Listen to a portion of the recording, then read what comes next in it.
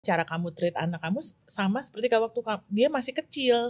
Dia udah nggak bisa digituin lagi. Mungkin kamunya harus lebih banyak mendengar daripada berbicara gitu kan. Kan kalau dulu kan kayaknya kita ngomelin nih cerewet nih ya. Ini A B C D E gitu ya. Sekarang lebih ke mana dengar dulu sebelum kasih judgement. Kan itu kan kita jadi belajar dari orang lain gitu ya waktu kita sharing. Anak 2 beda kan. Jadi pasti salah satunya ada yang slack sama papanya, ya. Kalau istilah kita ini cong banget sih sama bapaknya gitu. Lebih menguntungkan kalau kita sebagai ibu yang logik ya. Gitu loh. Karena kalau kita baper, kita akan lebih membela salah satu, gitu ya. Dan kebanyakan ibu pasti membela anak. Iya benar. Akhirnya jatuh-jatuhnya kita yang berantem sama suami kita.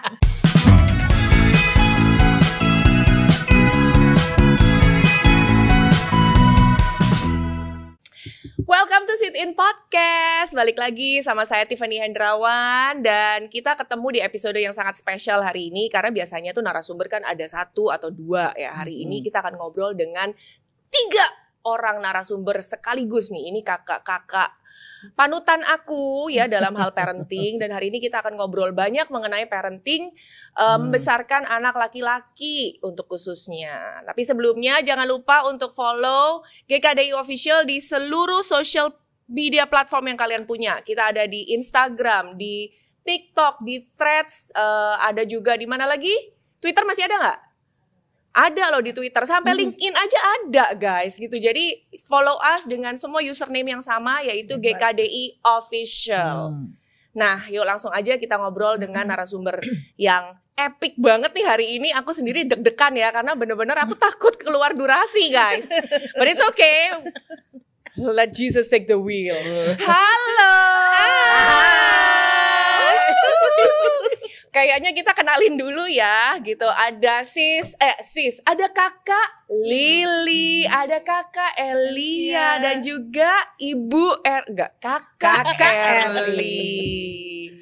Aku kan baru dikasih tahu nih ya 2 minggu yang lalu kita mau ngobrolin soal membesarkan anak laki-laki, karena ini maunya khusus untuk laki-laki yang boys gitu. Bagaimana membangun hubungan antara ibu dan anak laki-lakinya dan berbagai dinamikanya. Sebelum itu pengen tahu dong masing-masing ini membesarkan anak laki-laki berapa banyak dan sekarang udah di usia berapa anak-anaknya? Dimulai dari mana? Dimulai dari saya. Enggak dong, kan saya udah dari tadi. Dari anaknya yang paling besar dan paling banyak. Oh dulu. Boleh, senioritas nih kayaknya. Dari anak paling seru banyak. Banget ya, berapa banyak ya. Yang memelihara paling Erli, banyak monggo. cowok. Iya, anak saya 3 ya, 3 cowok. Usianya? Ya, usianya yang pertama sekarang 32. Yang kedua 26, yang ketiga 22. Aduh, seumuran aku banget. Aku tuh masih 21. Wah. Luar biasa. Jangan tanya saya berapa umurnya. Oh iya, 18 kan? Oke, nah kalau Yang kedua dulu, yang dari urutan. Oh ya udah terserah deh. Ini biasanya nih host yang ngatur. Oke, boleh. Kalau aku 2 cowok, yang gede, tapi ada yang paling tua juga sih. Oh Ya. Itu untuk topik berikutnya. Oke. Yang pertama umur tahun ini 28, Oke. yang kedua 24. Oh, aduh seumuran aku semua. Iya. Luar biasa ya. Yang Coba. pasti gak seumuran lah yang kali ini. Oh, yang ini enggak ya? Aku cuman punya anak 1, satu-satunya cowok. Sekarang 19 tahun. Wah, lagi lucu-lucunya. Lucu dari mana? Bu, kayaknya kita to the point aja langsung ya pembicaraan ini, karena kalau enggak kita bisa 3 hari di sini ya kan. Bener. Oke, karena kita hari ini mau ngobrolin tentang memahami dinamika membesarkan boys, anak laki-laki. Kan kalau stigma di luaran sana tuh kayaknya ya, kalau anak laki-laki tuh enak, gak banyak drama. Anak cewek tuh lebih banyak drama lah gitu. Terus boys itu ya cuek gitu. Jadi aku sendiri kan punya anak 1 cowok dan 1 perempuan. dengerin sharingan orang-orang mengenai membesarkan anak cewek itu lebih banyak memang daripada dengerin dinamika ibu-ibu dengan anak laki-laki gitu kan. Nah sebenarnya lagi nanya, anakku sendiri teens nih, anak-anakku tuh memasuki umur 14 tahun. Nah pertanyaan pertama, bagaimana sih perubahan kebutuhan emosional dan komunikasi anak laki-laki waktu masa kecil? Ini kan berarti anak-anaknya kakak ini semua itu kan udah udah ngerasain semuanya ya, masa kecil udah, remaja udah, 19 juga udah masuk yang adult kan ya, udah masuk dewasa, udah nggak yang anak-anak ABG labil gitu kan. Nah itu sebenarnya boleh diceritain nggak perubahan kebutuhan emosional dan komunikasi anak laki-lakinya tuh di setiap masa itu tuh kayak gimana? Atau mungkin kita bagi aja. Nah, ayo. Ya kan? Ya, yang masa kecil mungkin Kak Elia, terus nanti yang kebutuhan remaja ke Kak Lili, terus habis itu yang kebutuhan dewasa ke Erli. Iya. Oke. Boleh. Okay. Boleh kan? Boleh dong. Lebih jalurnya lebih enak nih ya. Steven senyum-senyum, kasih aku jempol gitu kan. Biar nggak Ya kelamaan. durasinya nggak kelamaan, Bener, ya kan? Boleh Bu, dilanjut. Oke, kalau waktu masih kecil, anak, ya kalau aku bicaranya dari personal ya, Iya mungkin nggak dong. setiap anak laki-laki beda-beda ya. Kalau anakku dulu waktu masih kecil cerewet banget, ya semua segala sesuatu diceritain, ya dari di sekolah bagaimana, di gereja di mana, pokoknya sangat ekspresif lah. Kalau soal ngomong bicara tentang banyak hal tuh ekspresif gitu ya. Jadi komunikasi waktu masih kecil cukup lancar, ya nggak ada masalah. Selalu bicara apapun diceritain gitu. Kalau waktu masih kecil. Oke. Nah, tapi ada kayak maksudnya kebutuhan tertentu spesifik yang antara ibu dan anak harus dijaga nggak sih? Supaya anaknya bisa berkomunikasi dengan lancar seperti yang tadi diceritain. Mungkin karena kita biasa ya kan tukang antar jemput anak ya biasanya. Jadi setiap pulang sekolah nanya bagaimana di sekolah. Tuh tapi kadang-kadang kalau udah pulang sekolah itu kadang-kadang udah males. Ya kan, jadi lebih udah capek, udah nggak mau ngomong. Biasanya dia lebih sering cerita itu waktu malam sebelum tidur. Jadi biasanya kita ambil waktu sebelum tidur baca cerita, terus kita ngobrol, barulah dia cerita semuanya gitu ya, tentang apa yang terjadi sama temennya atau di sekolah bagaimana. Itu biasanya seperti itu waktu masih kecil ya. Kok jadi langsung kepo juga aku, boleh deh dilanjut kayaknya satu-satu kayak pengen nggak jadi nih ini pengen tahu aja perubahannya gitu. Tapi setelah dia mulai remaja, nah agak sulit karena yang tadinya mungkin dia bisa cerita, dia mulai lebih menarik diri ya, mungkin dia lebih banyak ada di kamarnya lebih banyak ya, lebih susah bicara tentang lebih biasanya cuma ditanya bagaimana harinya, ngapain aja, biasa gitu ya. Oke. Bagus nggak di sekolah? Bagus gitu ya, cuma seperti itu batasnya gitu ya. Setelah saya lihat kok setelah semakin remaja semakin nggak banyak bicara, lebih cuman jawab seadanya aja gitu. Oke. Nah, waktu sekarang udah menginjak 18-19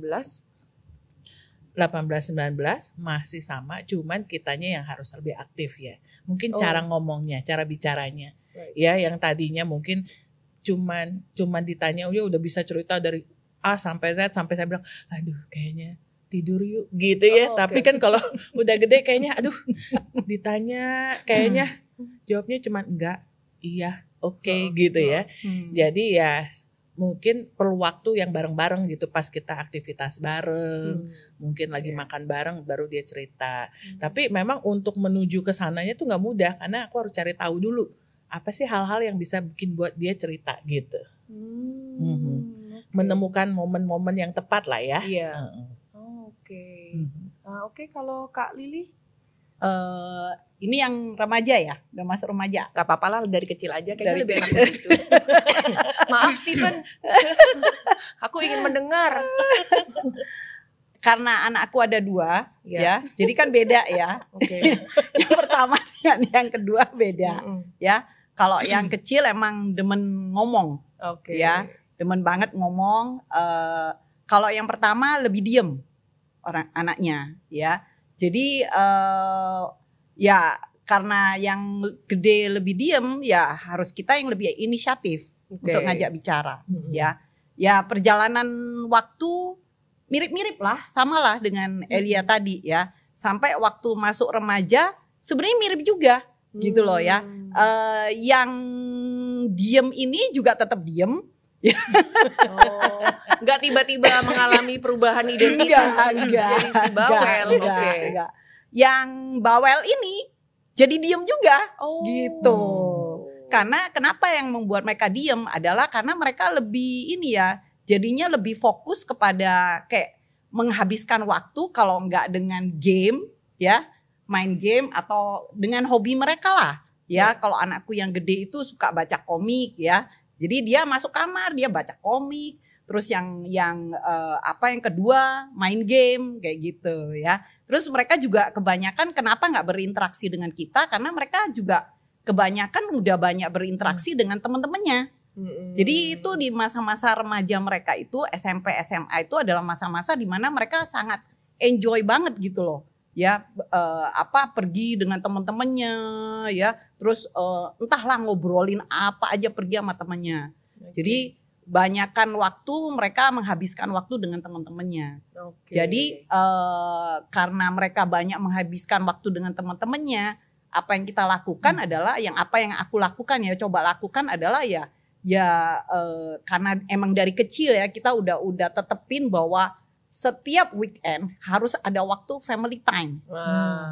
Family time kayak apa, family devo kayak itu harus ada gitu loh. Jadi mereka gimana pun juga pokoknya hari Sabtu atau Minggu itu harus ada family time. Nah di saat-saat seperti itulah, di saat waktu family time itulah aku berusaha korek mereka gitu loh. Kalau hari-hari biasa sih sama seperti Elia tadi. Korek salah. Ya sama seperti Elia tadi. Kalau ditanyain ya begitu, jawabannya ya singkat-singkat aja gitu loh. Mereka juga males ngomong kayak gitu. Tapi waktu family time, waktu kita coba ajak bicara, kita yang harus inisiatif, kita yang harus kreatif, bertanya-tanya atau gimana, baru mereka mulai keluar gitu. Coba cari tahu apa yang mereka lakukan sama seminggu itu, ngapain aja sama temennya. Terus cari tahu tentang kisah temennya lah gitu loh. Nggak selalu tentang mereka, tapi tentang temennya. Si temen kamu ini gimana, temen kamu itu gimana gitu. Nah disitulah dia mulai cerita gitu loh. Terus tentang game, aku inget banget ya waktu itu aku coba juga kan yang anakku yang gede ini kan suka baca komik Naruto ya. Nah, Naruto lah, One Piece lah, gitu-gitu kan. Anime. Iya, anime. Jadi aku juga yang ikut hunting kalau keluar baru, seri baru, nah aku tawarin. Gitu loh. Terus aku coba cari tahu juga apa sih ceritanya Naruto itu gitu kan. Apa sih ceritanya One Piece itu? Ya karena aku berusaha masuk ke dunia mereka gitu loh. Terus anakku yang kedua juga gitu, kan dia suka main game ya. Nah game di komputer itu apa? Main game juga? Ya enggak, pokoknya yang penting cari tahu lah, cari tahu. Terus dia suka Lego, aku coba berusaha lah ya, walaupun pas-pasan tapi berusaha beliin Lego gitu loh. Terus kebetulan memang aku suka Lego juga, jadi kita pasang bareng gitu. Terus dia suka Gundam, pasang-pasang, ya udah aku juga ikut gitu. Itu yang membuat akhirnya bisa terkonek gitu. Bondingnya tetap ada lah di segala masa ini gitu. Jadi melalui itu, jadi mereka karena mereka merasakan kayak wow, mamanya itu coba bisa masuk ke dunia mereka, jadi mereka mulai bisa open juga gitu loh. Jadi sampai hari ini ya anakku apa aja diceritain sama mereka. Gitu. Jadi kayak sekarang mereka udah di ministry ya, berinteraksi dengan siapapun mereka cerita gitu loh. Aku sampai suka dengan siapa juga cerita. Bukan ke mamanya aja ya, ke tante-tantenya juga. Tante-tantenya. Karena inilah ini tante-tante yang sama-sama kita membesarkan anak bersama-sama. Iya, kalau aku nggak dapet dari mereka, aku ngomong, Tante Elia. Bu, maaf Bu, mic-nya kesini. Jadi minta tolong sebagai ibu dari teens ya. Jadi minta tolong. Ada juga mentor teens di sini yang mentor kesayangan mereka ya. Yang namanya Ko Agung itu. Itu bisa aja yang di balik kamera langsung senyum. Gung, kerja Gung. Sangat berperan juga mereka. Tante Erli yang suka kepo juga sangat berperan. Jadi kepo.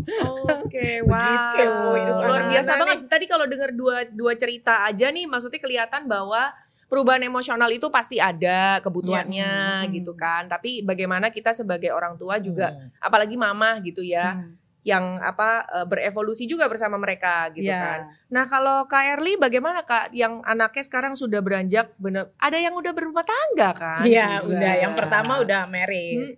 Nah itu gimana tuh perubahan kebutuhan emosional dari anak-anak dewasa, remaja sampai dewasa? Iya. Sebenarnya sama aja ya anak-anak ya, kayak tadi Elia cerita, Lili juga cerita gitu ya. Anak-anak dari kecil, kalau enak ya, kalau masih kecil tuh kan kita nggak ngajak ngobrol pun mereka yang ngobrol duluan, ya kan? 1, 2, 3 itu sama sih, sama seneng ngobrol. Yang kecil itu kalau dia habis ngobrol, dia nulis atau dia gambar ya itu. Jadi kalau waktu masih kecil tuh kayak pengen gitu ya, kayak aduh kok mereka nggak kayak masih kecil ya, seneng ngobrol. Semenjak mereka SMP ya, perubahan itu mulai itu SMP remaja itu mulai yang masuk kamar kayak tadi Lili bilang ya, di kamar main game, sudah sibuk dengan kesibukan mereka. Padahal sebenarnya kesibukannya apa juga ya, cuma pelajaran ya kan. Cuman itu gitu, tapi ya itu tahap-tahapnya mereka, prosesnya tiba-tiba mereka. Irit ngomong gitu ya. Itu kadang kita masuk kamar ya namanya pengen tahu gitu ya, masuk kamar mau ngapain. Nah karena merasa tertolak ya. Mama mau masuk kamar kok ngapain gitu. Padahal ya. dulu kecil mama ke kamar mandi aja kamu nangis. Iya. Itu gue di depan kamu. Betul gitu. Sekarang kita masuk dibilang mama cerewet banget sih. Mau ngapain sih gitu. Ini akan menjadi pertanyaan saya berikutnya nih. Tapi saya sih nggak peduli ya kan. Walaupun bilang mau ngapain, saya bilang oh iya mau tahu kamu ngapain sih, lagi ngapain sih gitu. Jadi ya kepo anak sendiri lah ya. Itu. Kemudian ya karena aku juga bergaul sama teman-teman mereka, jadi kadang kan suka ada informasi-informasi mama-mama di sekolah kan. Betul banget itu. Jadi itu juga jadi bahan untuk komunikasi sama mereka. Setelah mereka udah beranjak dewasa, kayaknya lebih enak ngobrol. Di usia berapa itu? Itu pas udah kuliah, udah mau kerja ya. Kuliah. Perjalananku masih jauh ya? Iya. Aku juga sebentar lagi. Itu udah kayak jadi teman sebenarnya sama mereka. Betul. Bahkan saya pun bisa curhat. Kalau ada ini ya curhatnya sama mereka. Nanti mereka yang ya mami jangan gitu. Jadi terbalik jadinya ya sekarang waktu mereka udah dewasa. Tapi enak sih waktu mereka, lebih enak masa kecilnya sama dewasa. Memang remaja itu ini kayaknya lagi menunjukkan identitas. Jangan ini. Masa-masa pemurnian orang tua juga nih kayaknya ya remaja itu ya. Iya, Berasa banget sih kalau dengar curhatan-curhatan orang yang lagi mengalami gitu ya. Mereka akan bilang kayak aduh gak bisa loh, pengen give up aja gitu kan, ngomong gitu. Tapi terus ada ibu-ibu yang seperti anda ini nih Kak, ntar ngomong it's okay, this too shall pass, asik gitu kayaknya kayak udah tenang gitu. Jadi yang apalagi kalau anaknya udah menikah ya, udah membangun rumah tangga, mungkin lebih enak lagi kali ya sekarang ngobrolnya ya Kak. Lebih enak, tetapi ya karena dia udah tinggal sendiri kan, jadi ya udah passingnya kayak nomor 2, curhatnya kedua dan ketiga oke lah sih sebenarnya. Oke. Nah, tapi lebih enak sih, masih enak sama mereka. Gitu ya.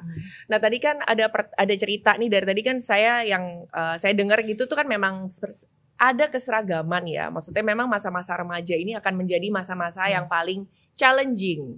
Setelah 0 sampai 10 tahun lah misalkan kita tuh menjadi dunianya mereka, tiba-tiba kita seperti angin yang tidak terlihat oleh mereka gitu ya Bu ya, bisa dibilang ya.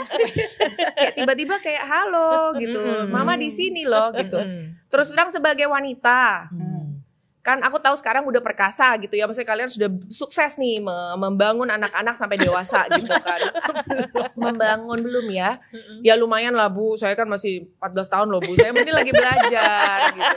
Gimana ya Bu untuk mengantisipasi rasa-rasa baper emak-emak ini? Bahkan kita kan maksudnya gimana pun kayak tadi bilang ada feel rejected sama anak, nanti juga jadi apa sih lo gitu, udah diinin bukannya terima kasih gitu, kayaknya jadi pengen berantem kan. dari Jadi curhat ya. Ini dari lubuk hati yang paling dalam loh. Sebagai mama yang aniaya. Mungkin boleh deh salah satu bantu jawab deh. Yang paling merasakan. Home Pimpa dulu aja apa?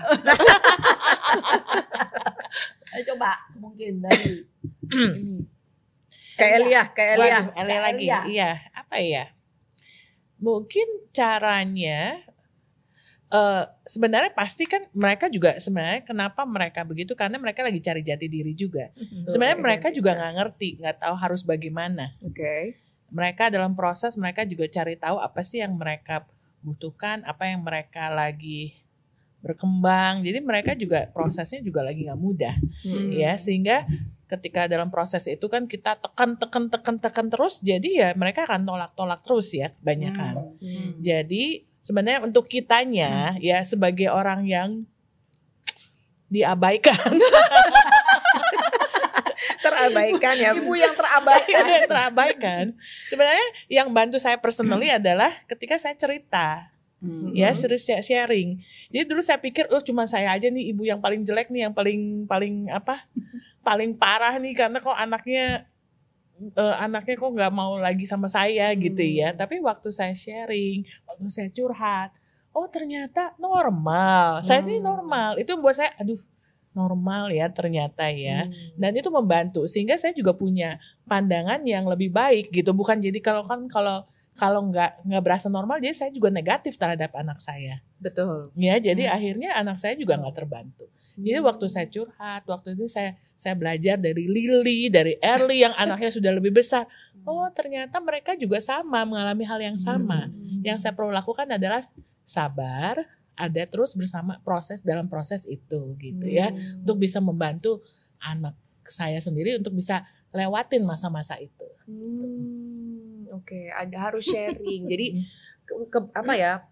punya teman yang seperjuangan itu tuh sangat membantu. Itu penting. Tapi tentunya habis ngobrol tuh nggak saling iniin ya, tapi lebih membangun, kasih tahu bahwa itu it's okay. Ini loh yang harus dilakukan, kasih masukan juga gitu ya. Kasih masukan makanya waktu itu saya belajar misalnya, mungkin cara kamu treat anak kamu sama seperti waktu dia masih kecil. Dia udah nggak bisa digituin lagi. Mungkin kamunya harus lebih banyak mendengar daripada berbicara gitu kan.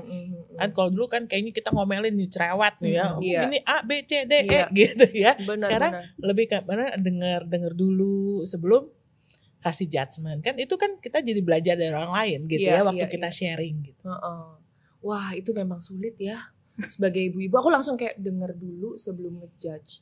Kadang-kadang anaknya baru A aja tuh kita kayak apa udah gitu kan. Tapi itu masalahnya di mamanya. Kalau tanya anak-anak cowok kan iya. Kadang-kadang apalagi anaknya udah remaja gitu, Mam gini apa berani tuh kan, nantang kan tuh berani ya salah dong aku, maafkan ya anakku. Oke, tapi kan maksudnya gini ya, kalau misalnya dengar aku setuju. Ini on a serious note.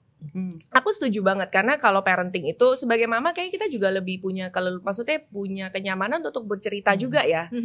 Somehow itu tuh ibu-ibu, emak-emak gitu akan lebih bisa bercerita, mau mendengarkan masukan. Maksudnya sangat natural ya untuk kita tuh membicarakan perasaan kita lah, kefrustrasian kita dan sebagainya. Ya, betul. Nah ini sekarang aku mau nanya bagaimana ini dengan pasangan gitu, dengan para papa, karena saya yakin maksudnya pria-pria ini kan orangnya lebih logik, mungkin lebih tidak in touch dengan feeling mereka juga, atau bahkan kayak keinginan untuk di respect itu kan tinggi ya, karena itu kebutuhan pria kan. Iya.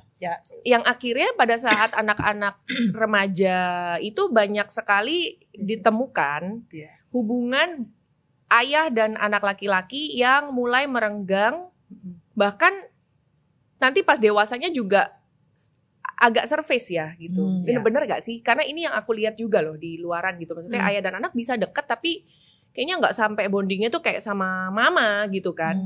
Nah itu what do you think of that?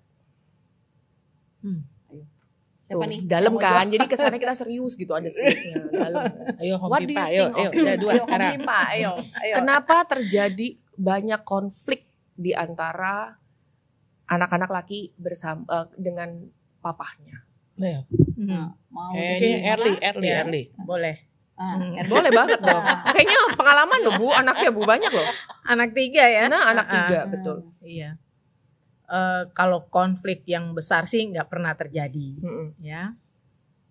Tapi adalah ketidakcocokan ya, pemikiran, waktu diskusi, atau waktu papanya juga lagi nasehat ya, sebenarnya ada penolakan juga seperti itu, gitu ya.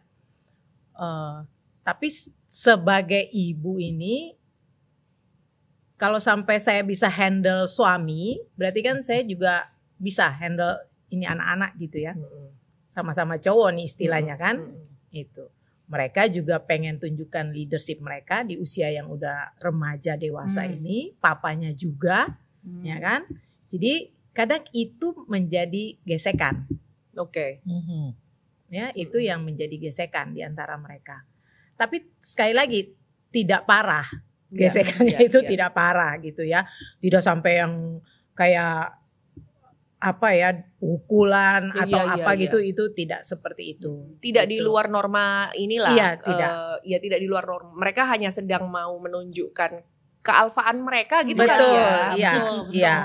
Iya, seperti itu. Jadi ya kadang itu yang bisa menjadi jadi konflik bagi mereka gitu ya, di antara mereka. Jadi gimana caranya saya juga bisa membantu mereka ya. Biasanya papanya yang akan gini, tolong bantu aja tuh anak-anaknya itu gitu ya. Itu. Jadi perantara, Bu. Jadi iya, saya jadi perantara. Memang jadi perantara itu nggak enak ya. Karena di satu sisi mau mihak suami, tapi satu sisi juga ini anak-anak juga gitu ya kan. Itu jadi ya pertama yang saya harus hadapin itu adalah ke anak-anak. Itu yang paling pertama, ke anak-anak. Tenangin mereka dengan cara mendengar apa yang mereka pikirkan, apa yang ada dalam ini juga feeling mereka ya, perasaan mereka. Itu jadi mendengar saja. Itu kemudian ya accept lah ya apa yang mereka sampaikan gitu. Lihat kondisi papanya udah lebih tenang ya, baru saya bisa sampaikan ke papanya. Setelah itu akan oke mereka. Iya. Bijak banget sih. Soalnya kalau nggak saya mau siapa lagi ya, yang akan menjadi jembatan. Jadi jembatan itu harus jembatan yang kokoh ya. Kalau enggak, betul. Masuk jurang. Iya. Kalau boleh aku tambahin ya. Sangat boleh dong. Iya, silakan Bu Lili. Ya karena memang kan anakku ya seperti tadi ya, kan anak 2 beda kan. Jadi pasti salah satunya ada yang slack sama papanya. Ya. Kalau istilah kita ini cong banget sih sama bapaknya gitu kan. Kalau istilahnya sama kita ya. Kenapa cong ya? Oh ternyata mirip. Karakternya. Ya seperti tadi Erli bilang ya, sebenarnya mereka itu karena dua-duanya ini kan makhluk laki-laki. Iya. Berarti kan dua-duanya memang mau direspek. Iya kan? Jadi apa yang membuat mereka bergesekan adalah karena kayak waktu mereka dinasehati oleh papanya, mereka merasa bahwa mereka nggak didengar, mereka nggak direspek juga gitu loh. Jadi pada saat mereka mengeluarkan pendapat mereka, yang mereka dapat adalah nasihat. Itu yang membuat mereka merasa kayak, kok gue nggak didengar sih gitu loh. Kok bapak gue nggak respect gue kayak gitu. Ya, jadi Nah di saat-saat seperti itulah peran kita itu sangat penting ya. Iya.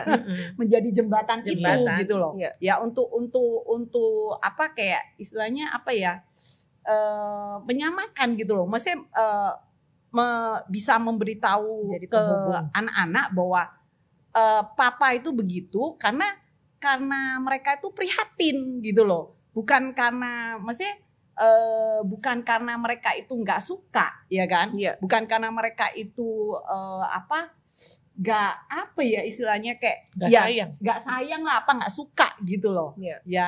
Jadi kita harus bisa memberitahu ke mereka bahwa maksud papanya di balik itu semua apa, gitu loh.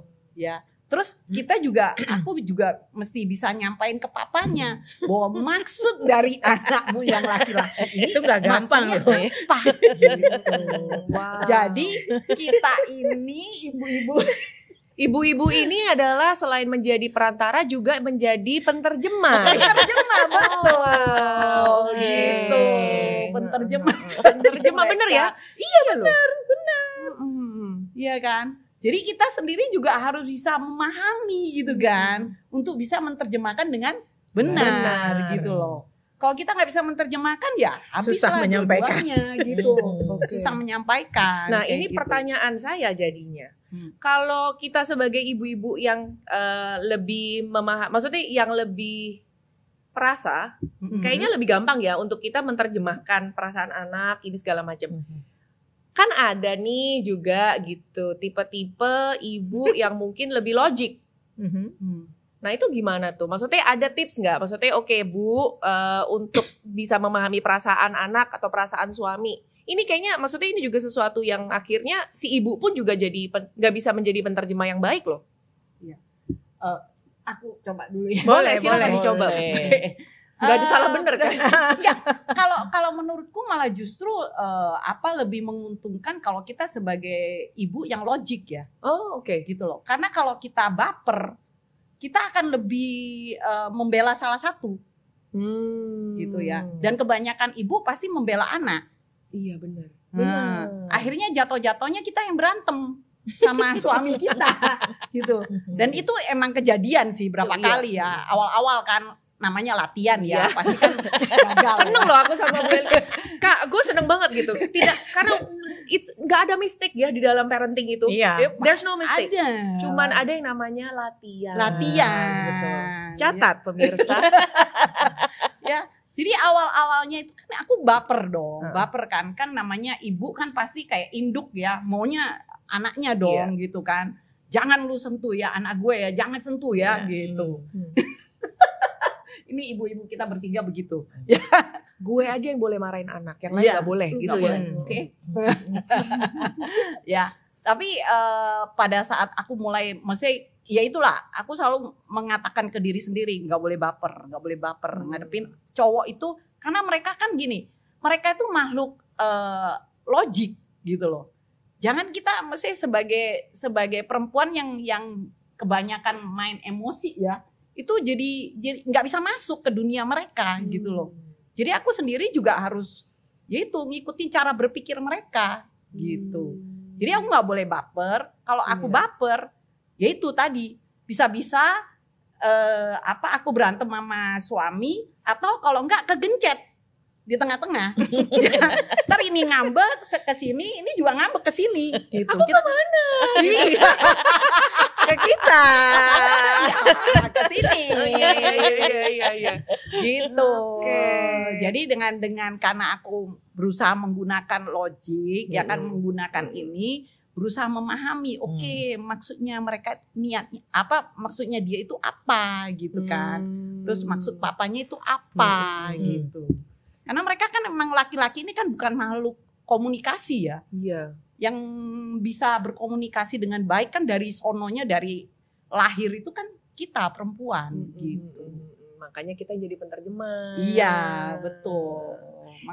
Ya itu sih. Jadi seperti tadi yang Elia mesti bilang ya, mesti kayak pada saat kita nanya anak kita nggak jawab atau apa, mungkin karena aku juga tipenya orang yang cuek ya. Jadi kalau misalnya ditanya, gimana hari ini sekolahnya? nggak dijawab juga Ya kayak udah gitu. awalnya baper, tapi habis gitu ya udahlah. Aku juga cuek, ya udahlah, kamu nggak mau diurus ya udah. Lo. Iya. Ya, kayak gitu sih. Oke. Gitu kalau menurutku ya. Iya paham. Nah kalau tadi kan ngomong latihan, so there's no mistakes ya. Yes. Sekali lagi di dalam parenting anak-anak, boys or girls, kita satu paham bahwa there's no mistake in parenting karena kita nggak pernah parenting anak sebelumnya. Mungkin kalau dari anak pertama kedua aja karakter bisa berbeda. Cara yang digunakan berbeda, banyak yang berbeda lah ya. Gitu. So there's no mistake, hanya practice makes perfect gitu ya. Nah dalam aku jadi kepengen nanya gitu, ada nggak sih ini spontan ya, pertanyaan spontan pada masa-masa latihan ini, ada nggak memori satu aja yang sampai hari ini nih kalau keinget jadi ketawa-ketawa sendiri? Konflik ya antara bapak. Iya, antara anak bapak. ya. Iya, menjadi perantara ini, si penterjemah dan perantara ini loh. Ya kan, di posisi kalian itu ada nggak momen yang dipikir-pikir dulu sih, ya Allah gitu doang loh, gitu maksudnya ada nggak sih?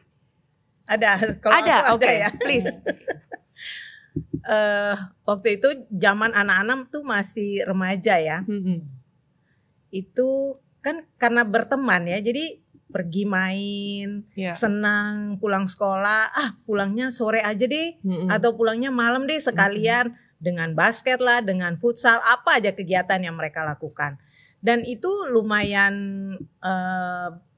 lama gitu ya, mereka lakukan itu gitu kan. Jadi papanya tuh sampai gini, ini kok anak-anak nggak pulang ya, udah pulang sekolah kok nggak pulang gitu kan. Akhirnya di satu waktu ditulislah di ini ya, di rumah ini dijual. Ini yang nulis siapa? Papanya. Rumah ini dijual. Terus saya tanya, kenapa kok mau dijual? Katanya soalnya anak-anak tidak pulang. Ya. Jadi percuma kita punya rumah, ya. Mendingan ya sudah dijual rumah ini. Udah. Pas pulang anak-anak, loh, kenapa rumah dijual? Ya, mulailah bertanya, tapi takut bertanya ke papanya. Otomatis ya ke aku lagi gitu kan. Ya karena kalian nggak pulang, kalian pulangnya terlambat, ya begini gitu ya itu. Gitu ya, aduh sedih banget gitu. Akhirnya ya ngomonglah sama papanya juga ya. Ngomonglah sama papanya, ya kan, ya namanya anak-anak kan mereka lagi begini ya, lagi kegiatan, ya mungkin harus understand mereka juga posisi mereka itu. Akhirnya besoknya dicabut. Tidak jadi dijual. Tapi akhirnya dengan begitu anak-anak pun jadi mengerti juga. Iya. Wow. Gitu. Saya appreciate loh karena kadang-kadang kalau kita jadi istri ya lihat suami kayak gitu yang terkesan mungkin kayak kok baper sih lu gitu. Kadang kita bisa ke-trigger untuk berantem juga ya. Maksudnya membela anak kita tadi ya. Wow. Itu memang dari awal pada kejadian itu juga Kak Erli ketawa-ketawa gitu ngelihatnya atau maksudnya pas tulisan ditulis jual lah kok saya pun nggak ketawa yang ini ya, tapi senyum takut dia tersinggung ya, senyum aja. Ya gitu. Sensi banget ya ini bapak satu ini. Ternyata bapaknya yang baper. Kangen sama anak-anak aku nggak pulang-pulang gitu kan. Kita bisa baper juga. Bisa. Papa-papa ini juga manusia loh guys. Kalau dari Kak Elia, tunggu ya. Momen apa ya? Coba Lili dulu. Ada nggak? Ada ya? Kayaknya nggak ada deh. Punya aku paling ekstrim. Iya, kayaknya momen bagaimana ya, lupa. Atau Agung yang tahu mungkin, karena Agung juga yang bantu anakku. Nah, ini kok Agung ini namanya disebut-sebut. Iya, Agung. Apa kita suruh in frame aja sekalian? Oke. Ya, kalau pengalamanku itu bukan lucu sih, tapi lebih kayak waktu itu bener-bener jadi membekas banget gitu loh. Jadi ini momen dimana anakku yang kedua ini kan Bible study ya. Nah terus ditantang ditantang oleh sekali lagi oleh Agung. Ko Agung. Gung sini deh Gung. Iya, kayaknya aku harus masuk. Ya, ditantang untuk selesaikan karena dia ada kepahitan sama papanya. Oh. Gitu loh. Do you Ada- mind if I ask? Kepahitan maksudnya anak remaja itu kepahitan sama orang tua tuh kepahitan apa sih? Ya, dia berasa bahwa papanya itu kayak dia dibanding-bandingin gitu loh sama kokonya gitu. Kayak Bisa gak sadar loh kita orang tua itu bener banget loh. iya, Iya. padahal nah itu seperti tadi itu aku selalu coba menerjemahkan ke dia Iya. bahwa papa kamu itu nggak bermaksud membanding-bandingkan gitu loh. Maksudnya itu adalah untuk menginspirasi kamu nih, lihat contohan kokomu Iya. untuk jadi inspirasi Mm-mm. gitu, yang jatuhnya yang ditangkap sama dia dibandingkan gitu sama kokonya. Oke. Gitu. Nah itu yang dibanding-bandingin. Terus papanya itu sama sekali nggak ngertiin dia. Gitu Menurut loh. dia. Menurut dia. Gitu ya. Pokoknya banyak lah ya, banyak. Terus dia berasa bahwa dia nggak terlalu dipercaya lah oleh papanya gitu. Nah itu yang hal seperti Iya, itu. iya, gitu. itu normal sih. Itu anak remaja biasa merasakan itu ya. Iya. Terus di challenge oleh Agung. Agung Kan dia lagi. Kan dia lagi Bible study Iya. ya kan, masuk pertobatan dong, Iya. dia harus ini. Nah terus Nah aku sendiri juga tahu papanya ini juga lumayan sensitif. Kalau sama si Ciong tadi, Ciong. Oke. Nah, jadi gini, papanya ngomong apa, si anak bisa tersinggung, gampang tersinggung. Omongan papanya apa aja yang keluar dari mulutnya tuh bisa tersinggung. Kayaknya papanya napas aja udah bisa tersinggung nih ya. Si anak ini ngomong apa aja, papanya juga bisa tersinggung. Oh luar biasa. Gitu. Oke. Paham. Ya, jadi Jadi waktu itu ya udah di challenge, terus dia ngomong sama aku, si anakku ini ngomong sama aku, gimana nih Ma gitu. Jadi dia minta tolong gitu loh. Ya itulah aku di tengah-tengah ya, bingung ya. Aduh gimana nyampein ke papanya ya gitu loh. Papanya juga sebenarnya papanya tahu, tapi dia kayak orang yang mungkin ya kalau diomongin gitu, anakmu ada kepahitan, pasti dia tersinggung dong. Iya dong.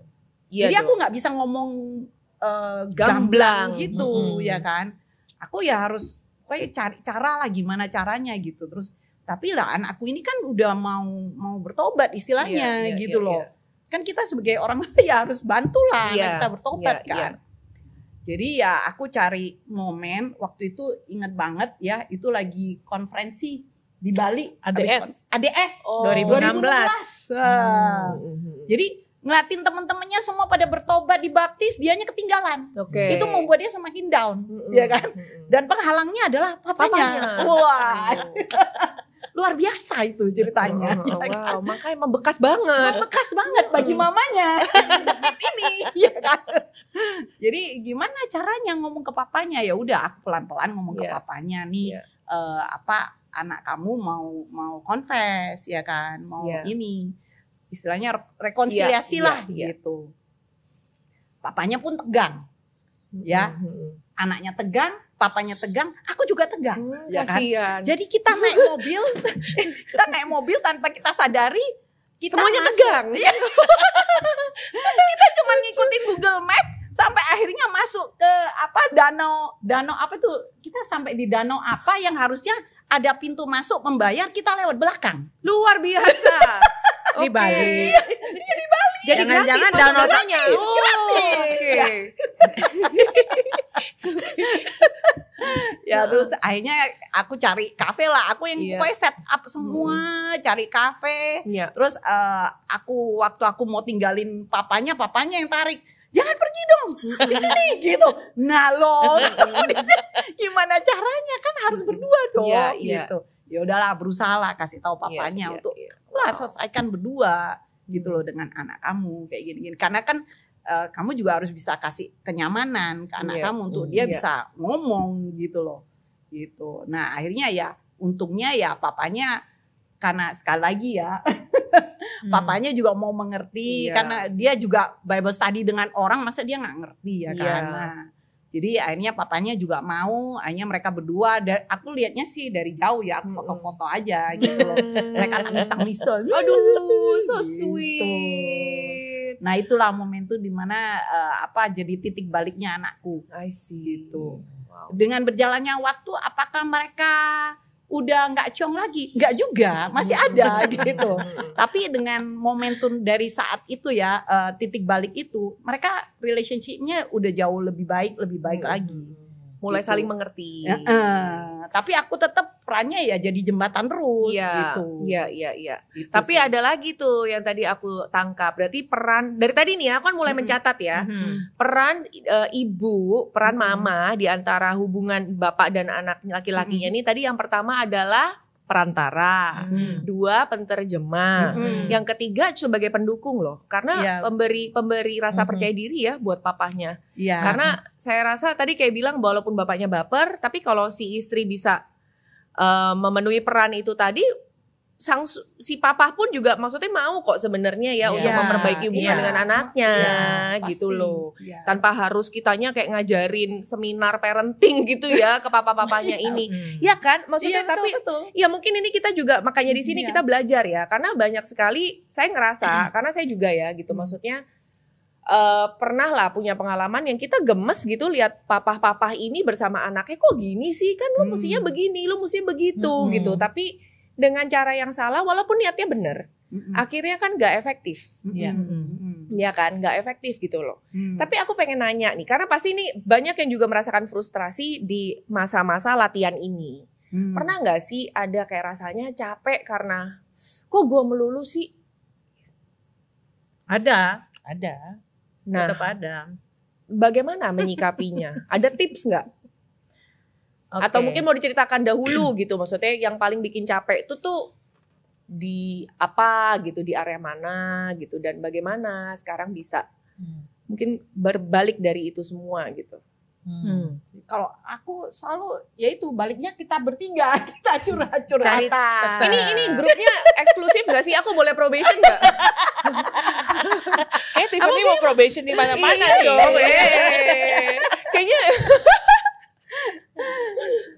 Iya, biasanya kita bertiga. boleh audisi nggak? Aku ikut audisi dong. Kayaknya seru loh ini pertemanan. Boleh dong, Ti. Oh, iya boleh ya. Nih, aku jadi anak bawang gimana? Oke, silahkan nih. Tadi nih. Mungkin kalau aku mungkin ya pasti ada gemesnya, ada keselnya, marah gitu ya. Karena anakku sama bapaknya beda. Ya, hampir sama tapi juga beda gitu ya. Mungkin Mukanya aja mirip ya. mukanya aja mirip gitu ya. Kan kalau tadi Lili kan Lili tadi anaknya sebenarnya mirip jadi Cong gitu. Kalau ini berbeda, ada samanya ya juga Cong juga. Ya. Tapi jadi mungkin bapaknya kan ada ekspektasi tertentu dong karena anak satu-satunya gitu ya, cowok betul, lagi betul, kan. betul. Pasti ada hal yang dia inginkan, yang dia expect anaknya untuk lakukan. Ya, biasanya mungkin cara bapaknya kalau menyelesaikan masalah dia akan bicara, akan terus dia kejar, dia harus kita ngomong harus sekarang gitu ya. Bapaknya ini kayak ini ya, kayak timekeeper gitu ya, nggak boleh lewat. Masalahnya dia punya cuma satu. Kalau kita kan 3, 2. Kalau nggak ini dapatnya yang ini. Iya, kalau ini kan dikejar. Bapaknya ini memang tukang kejar. Kalau bapak yang ini tukang menghindar. Ya gitu. Lain lagi ceritanya. Jadi mengejar gitu kan. Jadi anaknya kan mungkin mau bicara akhirnya jadi berantem dong ya kan. Jadi itu selalu begitu tuh. Ya, selalu seringnya begitu. Jadi jadi selalu maksudnya ketika menyelesaikan masalah akhirnya ya sama-sama jadi dua-duanya marah dan menyelesaikan masalah. Jadi kan aku gemes sendiri gitu. Aduh, udah suruh berdua tapi tiba-tiba dua-duanya masuk sama kamar satu dan kamar satu. Waduh. Udah deh, aku yang tengah-tengah. Ini bagaimana? Di ruang tamu aja sih kalau aku jadi. Jadi kayak lihat di ruang tamu kita nonton Netflix aja udah. Ya enggak? Ya kan, jadi bingung ini bagaimana, harusnya ngomong kok jadi malah nggak ngomong kan. Nah, makanya mungkin hal yang benar-benar membantu saya adalah gini, akhirnya ya seperti penengah dulu ya, penengah saya bicara misalnya cari tahu kenapa sih nggak mau dibicarain gitu ya. Mungkin bagi bapaknya kenapa sih dia kayaknya menghindar terus nggak ngomong gini. Terus saya cari tahu juga dengan anaknya sebenarnya dia mau ngomong, cuma dia tahu mungkin karena lagi emosi dia merasa kayaknya dia nggak akan bisa ngomong. Ya akhirnya dia bilang sebenarnya lebih baik tenang dulu baru bisa bicarain. Kan sebenarnya dua-duanya pengen menyelesaikan masalah, cuman dua-duanya punya ekspektasi yang berbeda-beda. Ya, makanya waktu itu saya mencoba cari tahu dan akhirnya tahu sehingga mereka bisa bicarain dan akhirnya mereka punya sistem di mana kalau tidak bisa diomongin masing-masing harus respect satu sama lain. Papa, kayaknya kita perlu waktu deh, gitu. Nah, ya itu yang akhirnya papanya juga belajar untuk bisa sabar, untuk bilang walaupun mungkin gemes banget deh gitu ya, tapi sabar untuk oke, kita ambil waktu dulu, baru nanti besok baru kita bicara. Nah itu yang membantu sih. Jadi walaupun gemes-gemes, tapi akhirnya ya susah-susah akhirnya dengan kita juga mencoba menetralisasikan ya jadi lebih baik gitu ya. I see. Coba Kak Erli. Iya. Dari tadi senyum. Ada keselnya ya kan. Pasti ada gitu ya, karena saya sendiri orangnya juga nggak mau ada konflik. Ya, jadi pencinta damai. Jadi aduh kalau ini anak-anak sama bapaknya konflik apa ini gitu kan, bikin kesel juga lama-lama ya kan. Gitu. Tapi itu sekali lagi beruntung saya punya anak 3 cowok. Jadi kalau bapaknya kesal sama yang nomor 1, saya nggak sendiri gitu. Kalau Elia kan sendiri ya. Di ruang tamu yang satu masuk kamar, satu masuk kamar ya kan. Kalau aku kan masih bisa kayak nomor 2, nomor 3. Beli martabak yuk deh. Konflik sama yang nggak beres sama nomor 2 atau nomor 3, saya masih punya yang 2 lagi gitu kan. Jadi kekesalan itu saya juga ya ngomong ke mereka gitu kan. Aduh mami lagi kesel nih gini ya. Si yang ini begini gitu. Nah kadang mereka sendiri kakak adik ini bisa saling bantu. Ya betul. Mereka bisa saling bantu. Jadi saya sendiri pun juga jadi ikut tenang. Itu. Dengan begitu gampang untuk mereka. Kalau baik sama papanya ya ngomong sama papanya, membantu aku juga gitu. Itu sih. Jadi aku berasa beruntung, maksudnya ada, bukan berarti Elia nggak beruntung. Salah nih, cuma harusnya 1 punya anak 2 nih. Nambah 1 bisa kok. Tapi bisa jalan-jalan dong. Elia punya kita buat dia curhat. Sama aku juga punya mereka buat curhat kan. Cuma ya itu kakak adik ini bisa saling bantu untuk saling ingetin. Bahkan bisa ngomong juga ke papanya kalau yang tidak bermasalah lagi enggak ini. Gitu. Nah, ini kan tadi kita ngomongin konflik, ngomongin bagaimana kita sebagai wanita di dalam rumah tangga ini satu-satunya loh sebenarnya the queen of the house ya kan? Betul kan? Tapi ternyata maksudnya banyak sekali peran yang harus diemban ya gitu. Di saat ada konflik terjadi. Bagaimana dari sisi mamanya sendiri, ini kan kadang-kadang kita nih namanya dari bayi ya, membesarkan dari bayi, protective side-nya, sisi protektifnya kita tuh kan pasti ada ya. Tapi dengan anak-anak yang beranjak remaja, dewasa, apalagi anak-anak laki ini kan mereka ada kebutuhan untuk yaitu tadi dipercaya, diberikan otonomi yang sesuai usia mereka, diberikan kebebasan juga yang sesuai dengan mereka. Gimana nih, Mams, dari menyeimbangkan karena maksudnya dari kita bayi yang kita jaga harus memberikan keleluasaan itu kan, I don't know about you guys, buat saya sih ini ya, maksudnya itu latihan yang cukup repetitif terjadi ya, pengen memberikan keleluasaan, tapi juga di sisi lain protektifnya overpower gitu loh. Ya gimana jaga keseimbangannya itu dan mulai belajar untuk gue harus mulai percaya anak-anak gue nih gitu, atau gue mau kasih mereka kebebasan lebih, gue mau ini, like how do you transisi lah dari anak-anak ke si remaja lalu dewasa itu. Kalau remaja ke dewasa kayaknya udah smooth ya, lebih ini. Dari yang anak-anak ke remaja nih yang tiba-tiba pilih baju aja packing kita mungkin udah nggak bisa pakai baju apa, mau yang mana? Ih warnanya nggak cocok. Kok pakainya ini sih? Kan? Saya baru ngalamin banget soalnya anak saya pergi ke field trip nih gitu ya. Saya nggak bisa buka kopernya tuh kayak buka nggak ya gitu ada pengen rapiin ya. Iya kan gitu. Dia kurang nggak ya bawahnya, dia kurang ini nggak ya gitu kan. Boleh deh share. Aku dulu. Ya boleh. Kalau aku ya itu mesti banyak menahan diri aja gitu loh ya. Sekali lagi selalu mengingatkan ke aku sendiri bahwa ini anak cowok loh gitu loh. Kalau misalnya aku sebagai ibu terlalu ikutan ke dalamnya, nanti kan one day dia akan jadi kepala keluarga. Ya kan one day dia harus jadi leader gitu loh. Nah kalau aku terus-terusan ikutan, nanti dia nggak akan bertumbuh dewasa gitu loh. Sementara emang laki-laki kan dewasanya lambat ya gitu. Jadi seringkali ya aku memang sengaja kayak ya udah biarin aja dia mengalami kesalahan gitu loh. Ya, mengalami yang namanya kayak misalnya sekolah. Kalau dulu kan masih kecil kan dipastiin ya bukunya apa segala macam gitu. Kalau udah masuk ke SMP ya, preteens udah aku nggak ikut. Jadi ada bukunya ketinggalan, ada apanya ketinggalan, tempat minum, tempat makan. Jadi memang mereka itu juga namanya laki-laki yang mono ya, gitu loh. Mereka kalau kita kan bisa stereo ya kemana-mana gitu loh cewek. Kalau laki kan mono gitu loh. Jadi udah terbiasa itu dengan tempat pensil ketinggalan, tempat minum ketinggalan, tempat makan ketinggalan, terus mereka ke sekolah juga bukunya ketinggalan, terus apanya ketinggalan, terus akhirnya kena setrap, kena ini hukum. Ya aku ya biarin aja gitu. Terus pergi field trip ya atau pergi lagi retret dengan sekolah, apanya ketinggalan, ada.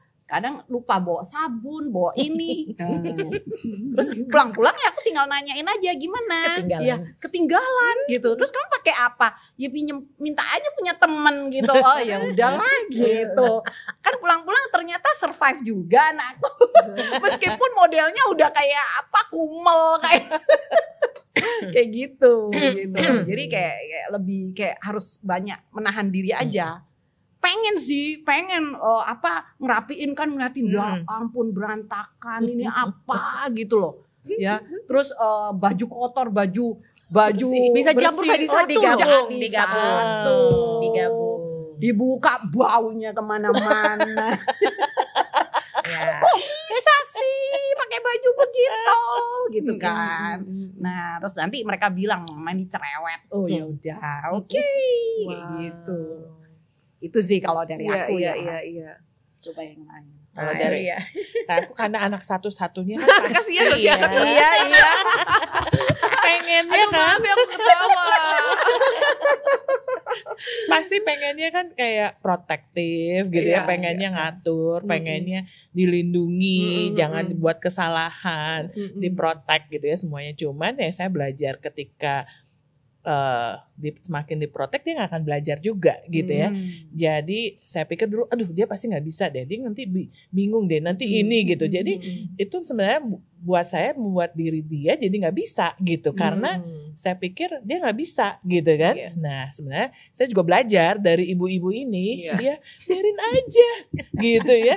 Kalau dia nggak bawa celana dalam kayak biarin aja gitu ya, biar dia mikir sendiri gitu kan, caranya bagaimana gitu kan. Nah sebenarnya dari situ dia yang belajar jadinya, bagaimana cara dia mencari jawaban dari masalah itu gitu kan. Kalau kita selalu sediain, selalu provide kan dia nggak akan belajar gitu ya untuk solving his own problem gitu kan. Tapi dari itu dia jadi belajar bagaimana, kayak tadi Lili nggak bawa sabun. Bagaimana nggak bawa sabun? Ya artinya pinjem lah gitu ya. Nah itu kan satu hal yang kita nggak bisa bilangin ya. Kalau kita bilangin kan cerewet banget sih mami, gini. gitu kan. Yang akhirnya kita kesel juga, udah kita sayang, udah kita coba bantuin namun dibilang cerewet gitu ya. Jadi itu sih benar-benar susah sih memang untuk let go dan biarin anak make mistake gitu ya. Sama. Ada yang ditambah? Aku juga sama kok kayak gitu. Pernah juga ngajarin untuk tidak mau terlalu mau urusin ya mereka kayak tadi packing kayak gitu. Dulu kan kita yang packingin gitu ya biar rapi gitu. Pulang-pulang ya campur aduk juga gitu tetap gitu ya. Nah mulai diajarin tuh, pernah anak-anak tuh saya ajarin coba bikin list. Jadi nanti pulang itu tetap aja saya juga yang cek ya kan. Baju berapa? Iya, baju kaos berapa gitu kan. Ya, walaupun pasti ada aja ketinggalan. Orang sekolah aja tadi Lili botol minum ya, tempat makan, ini sepatu, baju pun ketinggalan. Beli baru, ya kan, seperti itu. Tapi ya persis kayak Elia juga bilang bahwa kita harus membiarkan mereka bikin kesalahan itu gitu kan, supaya mereka belajar tinggal gimana kita. Berarti mindset yang harus kita punya nih ya, apalagi untuk anak-anak, membesarkan anak-anak laki-laki ini bukan membesarkan anak, tapi kita ini membesarkan dan memupuk mereka untuk menjadi leader. Betul. Iya betul. Ya. Jadi harus diberikan harus diberikan kepercayaan dan memang space untuk mereka training, ya kan, dan memang mindset no mistake itu tuh kayaknya berarti dari tadi ini saya denger ya, buat saya pribadi saya sangat ini bahwa mindset no mistake itu tuh harus benar-benar tertanam ya selama mereka dalam proses pertumbuhan, karena kalau enggak latihan, kalau nggak terjadi sesuatu yang salah lebih dulu, mereka nggak akan ngerti apa yang benar. Begitu ya. Iya. Wow. Dan kunci dari semua itu adalah dihadapi dengan tawa dan humor nih kayak dari tadi. Inilah tawa aja, aja. Cuman memang ada, tapi nggak semuanya yang kita benar-benar kayak bebasin ya. Ada hal kayak waktu anak saya Bible study dan mulai harus bisa pergi ke gereja sendiri. Jadi kan dia harus belajar naik busway, naik kendaraan umum. Nah, pada saat mereka naik kendaraan umum atau apa ya kita tetap ini mereka, kontrol mereka juga, pastikan. Kalau enggak mereka bisa hurt juga. Ini mamanya kok enggak peduli sama sekali gitu. Ya, berarti itu maksudnya freedom yang ada batasnya lah. Sesuai umur. Iya. Benar-benar. Nah, tadi kalau dari tadi ini Kak Lili ada bahas mengenai Bible study. Mungkin cuma untuk pendengar, untuk pemirsa gitu. Kalau yang ini kalau memang pengen tahu lebih banyak maksudnya Bible study itu apa sih gitu, bisa ya kontak langsung ke tim DM kita, Digital Ministry kita. Oke, nanti kalian akan dijelaskan lebih lanjut gitu loh, apa sih Bible study dan mentoring dan segalanya itu ya. Lanjut nih ke pertanyaan berikutnya. Wah. Banyak loh, banyak ini baru di segmen 2 nih gitu, masih banyak loh. Ini benar-benar 3 jam ya. Nggak, tapi kan tadi itu udah bahas ya bagaimana menghadapi konflik, cerita-cerita dari kalian juga. Walaupun maksudnya tadi kita bisa menertawakan, I'm sure pada saat menjalani itu semua juga banyak sekali tetes air mata gitu kan, basahi pipiku gitu ya. Apakah dalam proses perjalanan itu semua, maksudnya gini, peran si papah tadi itu, kalau denger kan maksudnya si papah ini kan mengambil peran juga dengan anak-anaknya. Nah, yang aku mau nanyain tuh gini, bagaimana dengan mungkin anak-anak yang papahnya itu tidak begitu berperan karena satu dan lain hal. Bagaimana, ada tips nggak sih untuk ibu-ibu, mama-mama di luar sana yang membesarkan anak laki-laki mereka, tapi dengan peran minimalis gitu dari sang ayah, entah mungkin karena si ayah itu sibuk bekerja atau mungkin ada yang single mom mungkin di sana gitu ya. Any tips? Kalau dari aku, komunitas tuh penting. Itu akan membantu mereka. Ya contoh aja kayak kita bertiga gini ya. Gitu. Lagi bergumul anak kenapa gitu, kita bisa langsung ngobrol gitu ya, cari masukan gitu. Jadi komunitas sih penting ya kalau bagi saya. Sebenarnya kan dengan komunitas sebenarnya kan kalau mereka salah satu tidak berperan kan dengan komunitas bisa misalnya ada papa-papa lain yang bisa membantu, yang bisa kasih jadi role model juga gitu ya. Kan makanya dengan komunitas itu bisa membantu, jadi anaknya juga secure gitu bahwa walaupun mereka mungkin nggak punya figur yang bapak, tapi dia bisa dapetin figur bapak itu dari komunitas ya, papa-papa yang lain yang membantu gitu ya.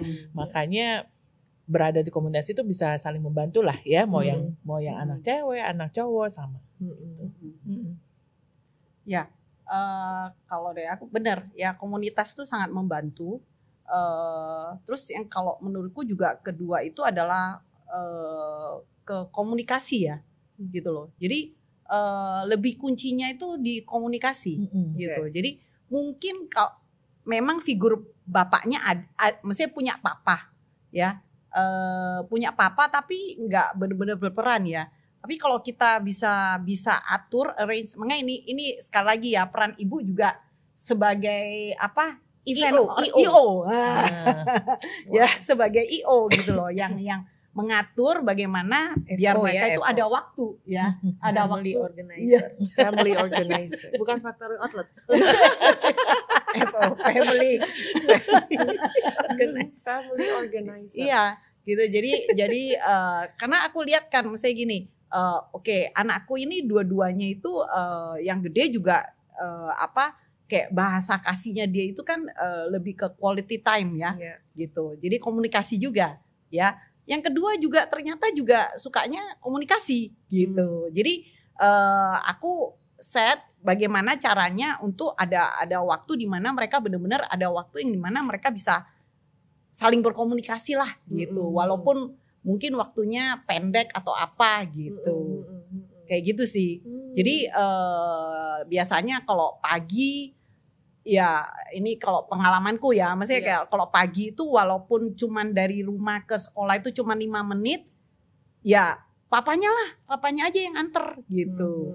Biar mereka walaupun biarpun nggak ada omong-omongan dengan boncengan ya, itu aja udah merasa ada pendamping kayak gitu. Papanya tuh menemani mereka gitu. Terus kayak misalnya seperti aku bilang tadi ya, family time weekend ya.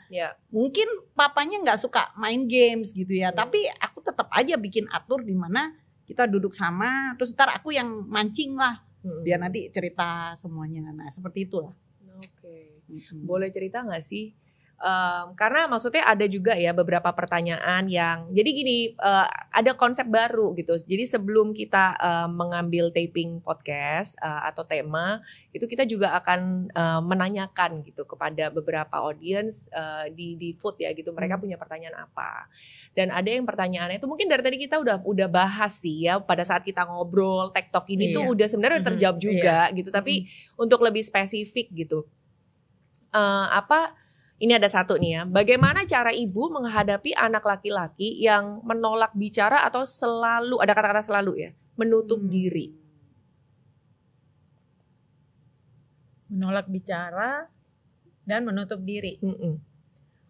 Kalau bagi saya, mau nggak mau, saya yang harus lebih aktif.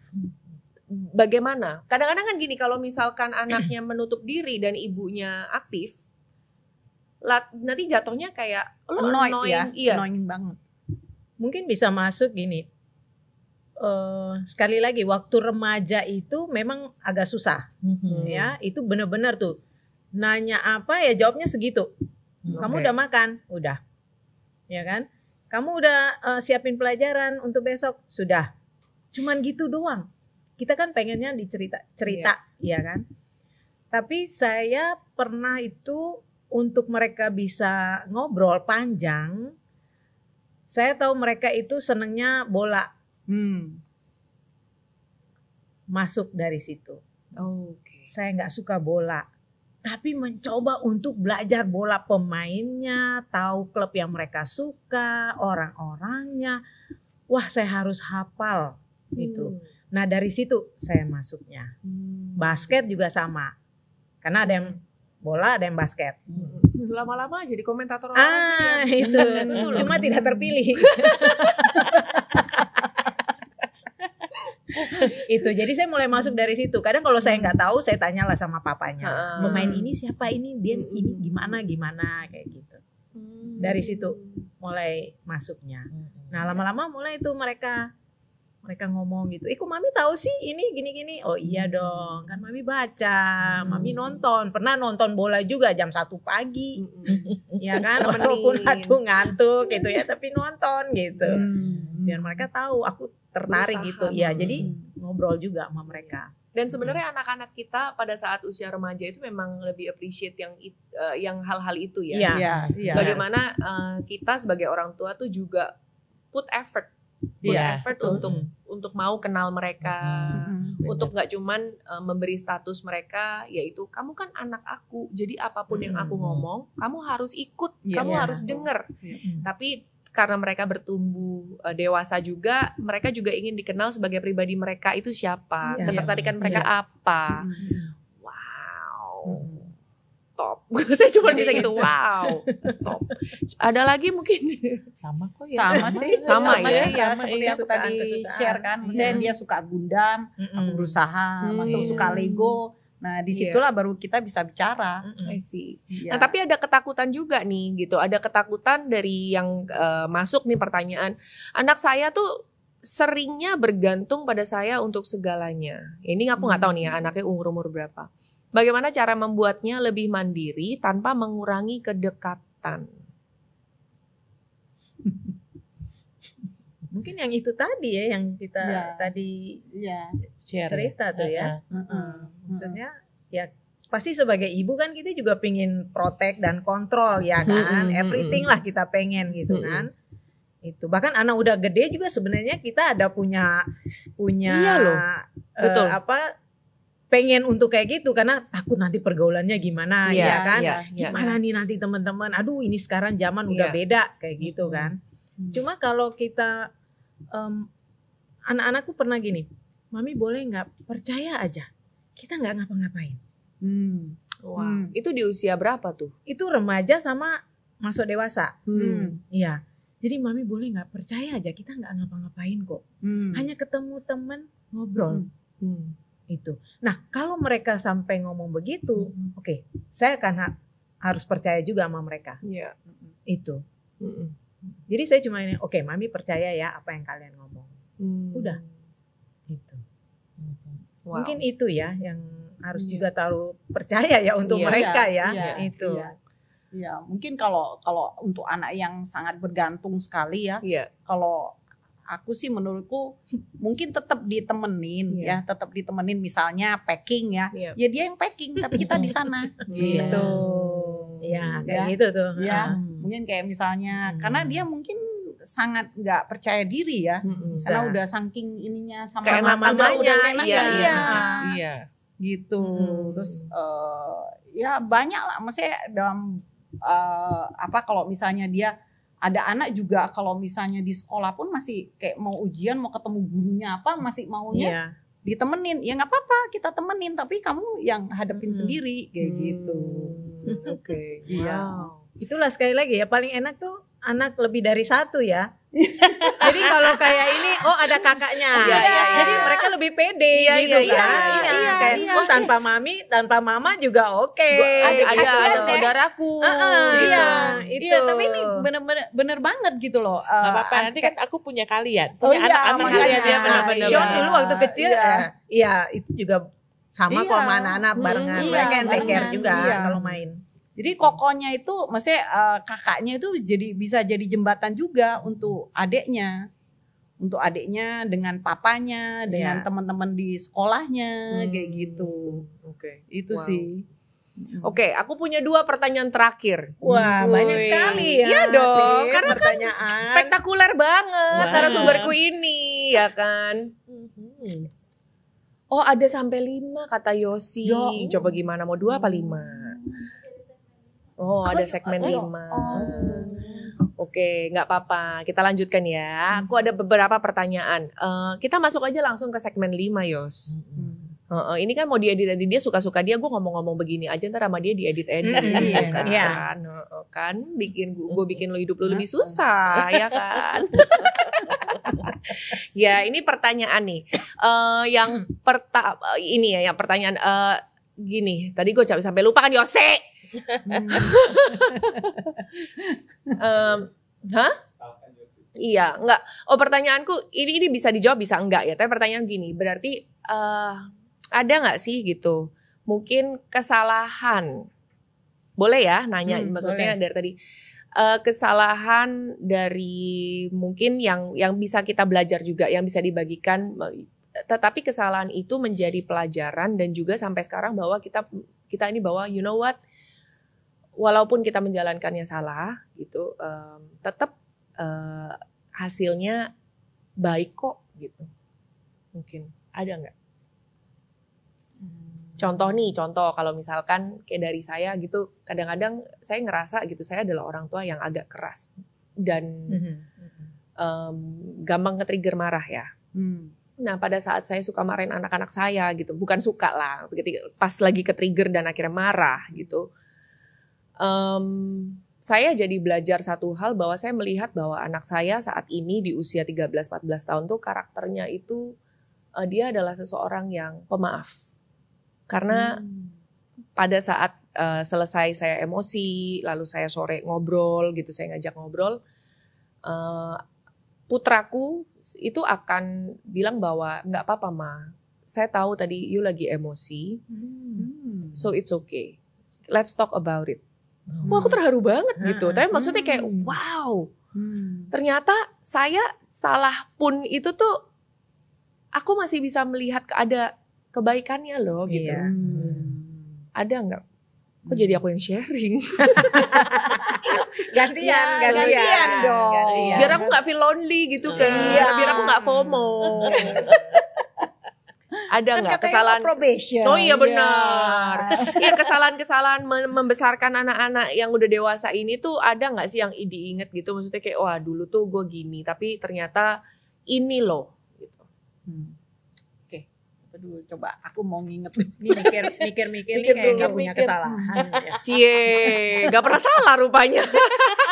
Atau karena anak kita udah terlalu gede dan udah lewat ya. Udah saking ininya, udah saking banyak salahnya jadi lupa.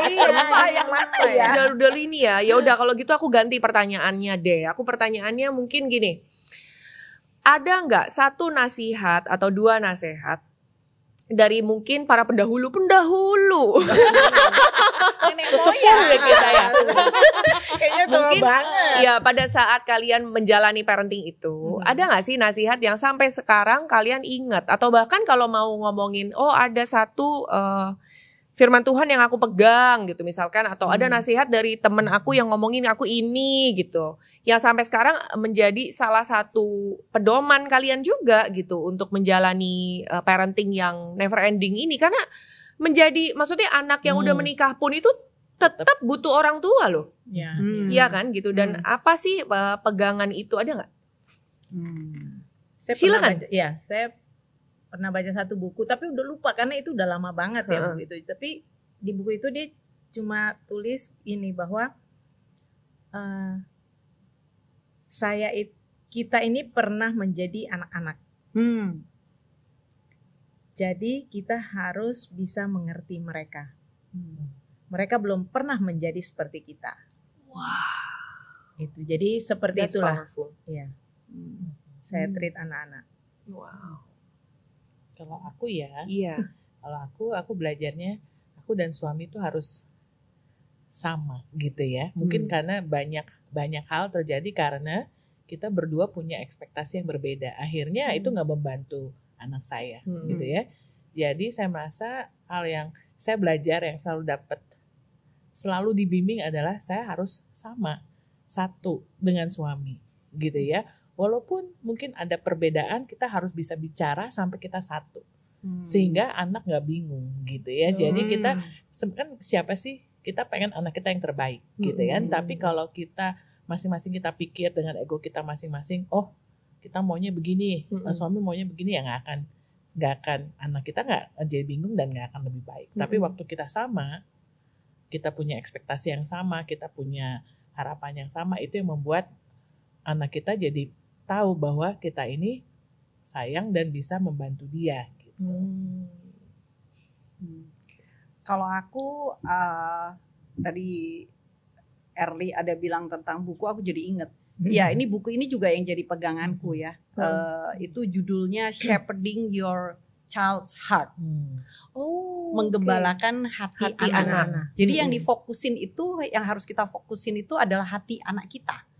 Gitu loh. Membangun hati dan menumbuhkan hati kepada Tuhan dan juga menumbuhkan karakter dia. Gitu. Jadi itu yang jadi peganganku terus gitu loh. Sampai ke hal-hal, semua hal intinya balik-balik adalah ke hal itu gitu. Jadi kesalahan pasti terjadi lah ya. Aku bikin salah, dia bikin salah, di rumah pada bikin salah gitu. Tapi kan nggak pernah terlambat ya, namanya untuk belajar tentang hati, mengembalikan, semuanya nggak pernah terlambat. Jadi itu karena itu yang menjadi fokus kita. Jadi kita selalu balik-balik ke situ gitu. Ya pada saat dia konflik dengan papanya, pada saat dia sendiri melakukan kesalahan, ada banyak kesalahan kayak misalnya di sekolah, kan namanya anak juga nggak kebal dari ditawarin, kan di sekolah bisa ditawarin aneh-aneh, terus pulang-pulang kata-katanya kasar segala macem. Nah itu nggak trigger aku gitu loh, karena aku balik-balik aku selalu ingat, oke, aku harus bimbing tuh hatinya. Berarti dia belum kesana nih, belum kepada, maksudnya belum nyampe kepada, belum sadar tentang hidup bener itu apa manfaatnya, kayak gitu-gitulah gitu. Jadi fokusnya ke situ. Itu yang aku pegang terus gitu. Itu sih. Wow, ini benar-benar sesi podcast yang spektakuler. Wow, kita kasih tepuk tangan. Ayo dong, mana audiensnya? 3 juta penonton. Kita kasih tepuk tangan juga buat suami-suami kalian. Tanpa mereka kita nggak bisa belajar juga, Pak.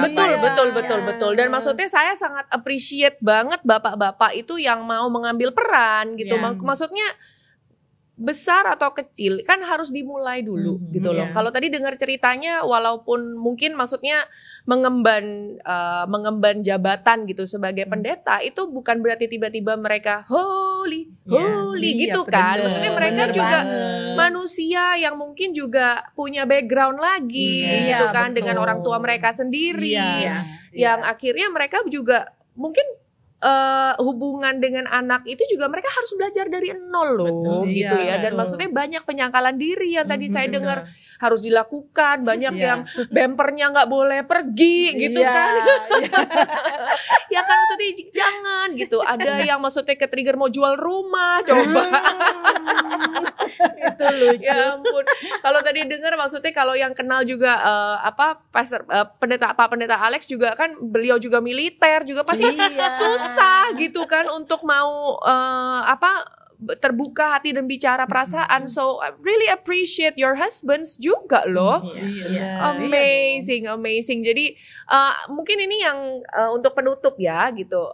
Ada nggak encouragement untuk moms di luar sana gitu yang lagi nonton kita nih gitu, yang secara spesifik lagi membesarkan anak-anak laki-laki mereka dengan segala macam keterbatasan yang kita punya lah semuanya ya, entah itu kadang terlalu sibuk, maksudnya harus juga menafkahi keluarga sehingga waktunya kurang, atau mungkin udah keburu capek juga akhirnya komunikasi dengan kadang-kadang suka ya itu tadi terjadi banyak kesalahan. Any encouragement gitu loh. Hamibah dulu deh. Cayo,